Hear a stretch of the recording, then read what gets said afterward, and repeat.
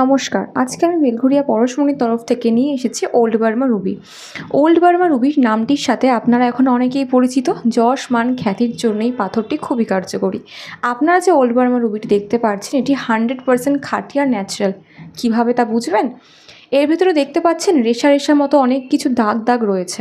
এটি প্রমাণ করে যে এটি পুরোপুরি খাঁটি আর ন্যাচারাল। এর যে আকার আপনারা দেখতে পাচ্ছেন খুব ন্যাচারাল বলে খুব বেশি কাটিং করা পসিবল হয় না।